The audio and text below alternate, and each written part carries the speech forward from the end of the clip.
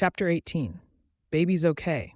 Truck 81, Squad 3, Ambulance 61, Structure Fire, 5057 East, 21st Place. Sirens blared through the streets as the emergency vehicles sped towards the scene they were called to. The whole time, Emerson drove while mentally preparing for the call, just like she always did. It helped her focus and be ready for anything. "They're up there. Gotta save her, please." A man yelled as he waved them down, pointing at the top of the tall, burning structure. The woman seemed to be holding something in her arms as she desperately called out for help. "Help! Please! Help! Casey, need a ladder." Bowden called over the radio, leading Casey to make a game plan for Truck 81 to get the woman safely out of there. Chili and Emerson immediately went over to the man who had made it out of the fire. I was in, sleeping. He cut himself off, coughing. "I heard this electrical shock, and then, what's your name?" Chili asked him as she helped him stay up. "I'm Bob." "Come on, they're gonna get him. They'll be fine." Chili assured him, guiding him to the ambo as they watched the firefighters rush into the building to do what they do best, save people. "Oh my God," the man said, holding his head between his head as he watched the scene unfold in front of him. Firefighters running around, rushing to get the woman to safety. "Hurry, it's really hot up here," the woman screamed out as the firefighters raised the ladder. The paramedics gasped as flames burst out one of the windows. "Please hurry, it's too hot." She yelled again, and that's when Emerson's eyes widened. The woman was holding her crying baby on top of a very tall, burning building. Her heart started beating loudly in her chest. This wasn't something she was prepared for. "Stay right where you are. Don't move." Casey yelled back at her, watching her very closely. The woman panicked, moving around and looking everywhere around her. "I'm going to throw him to you." "No, hey, don't do that," Kelly yelled back, alerted by her words. "I have to," she answered, moving the baby away from her chest as Emerson started running towards the building at the same time Matt did. "No, wait," he yelled, running up just in time to catch the baby. He broke the baby's fall by throwing himself on the ground, keeping the impact low for the little boy. "I got him." Emerson threw herself on her knees in front of Casey, immediately tending to the crying baby. "He's okay. The baby's okay," she informed everyone, hearing sigh of relief coming from all over the place mixed with the cries of the small baby. "I got him, Casey," Emerson told Casey, taking the baby in her arms and rushing towards the ambo. She was so focused on the baby to see what was going on behind her, but the woman jumped on the ladder just as Severide was climbing it. He helped her down, and Mouch guided her towards Emerson, who was holding her baby. Oh, I didn't know what I..." She stuttered, relieved to see her son in good hands. "He's fine, ma'am. He's fine," Emerson reassured her. "Come on, ride with us." She helped her into the ambulance, waiting until she was sitting down on the gurney to pass the baby over to her. As soon as she was settled, they were on their way to Chicago Med. After dropping off the woman and her baby, the paramedics came back to the firehouse. Emerson went straight to the coffee machine, her eyes catching Jimmy as soon as she passed the doorway. She sent him a smile, receiving one right back. "What was that?" Chili questioned, making Emerson jump slightly in her spot since she wasn't aware her partner was following her. "What? I saw that." "Spill." Chili's tone was playful, but there was something in her eyes that led her to believe that there was something else. "It's nothing. Something," Emerson muttered, unsure what to tell her. Gabby rushed towards them. "I want in." Emerson laughed at her friend, shaking her head. "Emerson and Jimmy," Chili said, a little bitterness in her tone that Emerson chose to ignore. "No way," Gabby said, looking at Emerson with wide eyes. "Okay, guys, we barely kissed. For an hour." Emerson ended up saying, bringing her mug filled with hot water up to her face to hide her blushing cheeks. "I freaking knew it," Chili muttered. "How was it?" Gabby asked with a large smile on her face. That was great for her mood. She loved gossip. Emerson chuckled, an 11. Gabby raised her eyebrows at her, surprised. Emerson winked in response, walking away with the ghost of a smile lingering on her lips. Although her friends decided not to leave it at that, following her with their own coffee mugs. "You ever, had an in-house flame?" Gabby questioned. "Nope." "Okay, my 2 cents. I advise against it. Nothing good can come from this," Chili said, walking ahead of them. "Hey, I say you go for it." Gabby argued, and Emerson took her word for it, knowing that some good definitely came from her in-house relationship. She didn't know what Chili was so bitter about, but she figured that if her partner had something to say, then she should just come out and say it. Otherwise, she'd just continue on like she'd been doing. Of course you would say that. Chili trailed off, walking away from them. Gabby and Emerson shared a confused look. Emerson raised an eyebrow at her, shrugging. She'll let us know what's up when she's ready. Unaware that Otis was in the bunk room, Jimmy and Emerson hung in the locker room. Originally just talking until it turned into something much different. With her back pressed against her locker, Jimmy locked their lips together as his hands run up her sides. As the tip of his fingers brushed her ribs, she giggled, making him pull back slightly. Ticklish?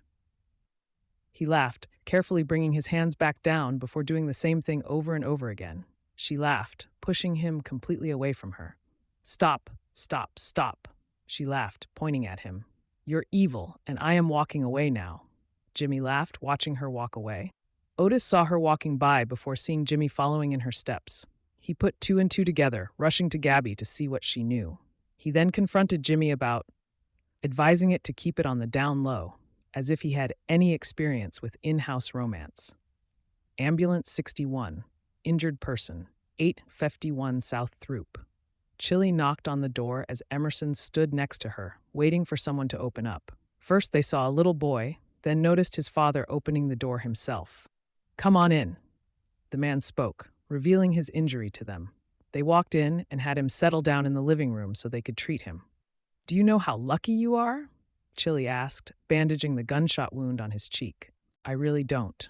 He honestly said, sitting calmly. 1 in a million, maybe more. You missed your tongue and your teeth, everything, almost everything. Does this hurt? No. You were just cleaning it? Chili asked, walking around him and towards Emerson, who was currently locking up the gun in its box. It was making her uneasy, as it just sat there opened. I thought it was unloaded, and you keep it locked up, right? Always. All right, I'm going to put this C-collar on you, then we're going to grab the stair chair and bring you down to the ambulance. Emerson spoke up, stepping in front of the man. What about my son? He can ride, right? I don't have nobody to watch him. The man worriedly asked as Chili checked underneath his jaw. You don't have any powder burns. You sure the gun was close to your face? She questioned, doubting his story. What did I tell you? Right here, he said, showing it to her. Doubtful, Chili turned and glanced at the little boy. You're being really brave. It's okay, son. His father reassured him as Emerson got started on taking his vitals. Were you watching Daddy clean his gun? Yeah? Chili spoke to the child, leaning down in front of him to be at his level. Did you hurt your arm? Daddy's gun jumped back when you pulled the trigger, didn't it? The little boy nodded at her questions, letting her know her hunch was right. Chili turned to the father. You didn't shoot yourself. It was an accident. I keep the gun locked up, keep the key around my neck. Took it off when I was in the shower. He found it. It's not his fault. The father further explained, worried they were going to call the cops or something. Why make him lie? Emerson asked gently, feeling for the father. My wife, she died a year ago. It's just me and my son. I can't lose that boy. I love him. Please. I swear I'll be more careful. I promise. He swore, his voice slightly shaking as they heard radio chatter and footsteps approaching. CPD. One of the officer called, Everything okay in here? Damn. I guess they did hear a shot, the second officer said, noticing the man's wound. That is a GSW, right? Yep, Emerson answered, packing up their things. In the chin? Out the cheek? Exactly. Anyone else home? The officer asked, looking around the house. Nope. Guns in the lockbox. Locked. She informed him, barely paying attention to the officers. So what the hell happened? I don't know, and he sure isn't talking for a while. I got to get the stair chair and get him over to Med. The kid's gonna come with us. Chili answered, choosing to cover for the dad. The officers nodded and walked away. Not noticing the grateful look, the man sent the two paramedics as they left the house without doing anything. Not bad, Emerson said approvingly as she looked around Jimmy's apartment. She had to admit she was surprised. It was well decorated and very well kept, clean and all, right? He answered, leaning down as he searched through his mini fridge. I don't have any wine. Beer's fine, Emerson told him, grabbing the bottle from his hand as he walked up to her. He immediately went in for a kiss that she reciprocated right away, at least until he pulled away. Are we doing something wrong here? He asked, seeming truly unsure. She sent him a reassuring smile. All I know is that life can be over before you know it. Emerson started, feeling him grab her beer and putting it down on the table as she spoke. So, if you want to, why shouldn't we go for it? She finished, grabbing his hand in hers as he straightened back up. Jimmy smiled at her, lightly nodding his head. That's what I thought. He leaned back down to kiss her as her fingers grabbed the hem of his shirt and pulled it over his head. With his arms wrapped around her back, he helped her down on the couch. His body followed closely after her without ever breaking the kiss. Emerson hadn't been with anyone in a while, and the feeling of Jimmy's hands and lips on her felt better than she thought it would. She found herself getting lost in the feeling, memorizing how it felt. She truly liked Jimmy. He was fun, handsome, and funny. He was good to her, and she deserved someone good after everything. So she let herself enjoy his presence, letting go of all of the bad images her brain registered in the past weeks. Emerson walked around the firehouse, trying to find something to do with her day as she bumped into Jimmy. Giggles escaped her lips as he grabbed her hips and hid with her around the corner. I can't stop thinking about you, he admitted, standing close to her. Emerson smiled. That good, Jimmy laughed at her words, eyes moving from her eyes to her lips. Me too. She admitted a little more seriously. Not at work, though, right? She shook her head lightly. Never. Her lips curved up as he gave a small nod in response. Oh. He trailed off, noticing her leaning in closer before pressing her lips against his own. He pressed her further against the wall, deepening the kiss for a few seconds before she pulled away. Their noses brushed as she stepped around him, walking away with a subtle strut in her step. 4321 Wilcox. Mouse muttered, typing it down into the system as he took a glance at the focused detective next to him. So, are we going to talk about how she has you doing side quests, or? Jay rolled his eyes, nudging him. Shut up. She doesn't know I'm doing this. First of all, I'm doing this. You're just observing. Mouse pointed out, typing and clicking on different things to get the job done as quickly as possible. Second of all, when did this happen? I can't find anything in the camera log. I checked when the 911 call was lodged and when Ambulance 61 was dispatched, so it should be between 10 a.m. and 11 a.m. Jay informed him, noticing he was looking at the footage from the afternoon instead of the morning.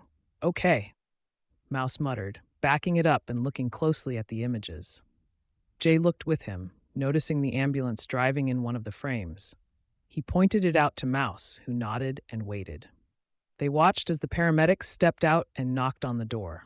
As soon as they saw a man opening the door, they paused the video and zoomed in. There we go.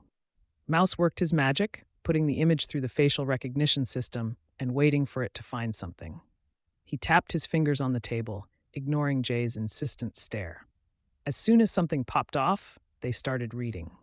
Convicted felon? Would you believe that? We got an address for him? Jay asked, ignoring Mouse's commentary. Mouse wrote it down on a post-it and gave it to Jay with a wide smile on his face. He was just about to make a snarky remark when Jay stood up straight, tapped his shoulder, and walked away with a purpose in his step.